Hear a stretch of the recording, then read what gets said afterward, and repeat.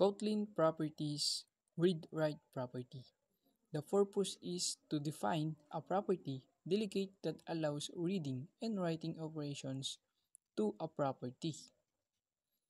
Kotlin reflect K property represent a property of a class and provides metadata about the property. What is the name of class responsible for delegating property access? The class responsible for delegating property access is the name delegate. What property of what class is being delegated? The property being delegated is the name property of the person class.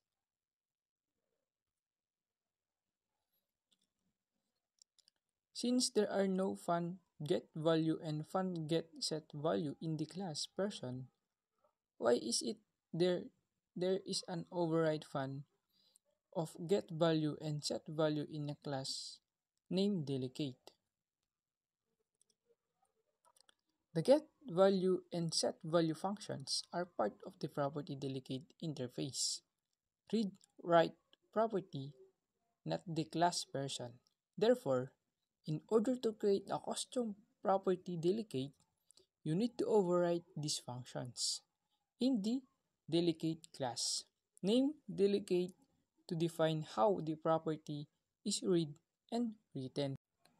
The name delegate class is defined as a custom delegate for property access. It has a private value property that stores the current value of the name property. The getValue method returns the current value of the name property, while the setValue method sets the new value of the name property and updates the value property accordingly. The person class is defined as an open class with two properties, name and age. It also has a grade method that prints a message to the console. The student class is defined as a class that inherits from person. It has three properties, the name, age, and grade. It also has two methods, introduce and grade. The introduce method prints a message to the console that includes the student grades, while the grade method prints a message to the console that includes the student's name. The teacher class is defined as the class that inherits from person. It has four properties, the name, age, subject, and students. It also has a tech method that prints a message to the console that includes the teacher's name, subject, and student information. In the main function, three objects as create P1 of type person, S1 of type student, and T1 of type teacher. The properties and methods of each object are then accessed and print to the console.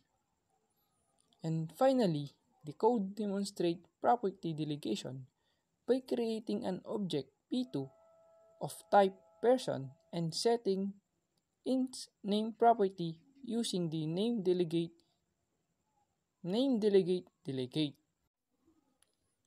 As we run this code, here is the output of it. So the code is running and there is no error. And here is the output.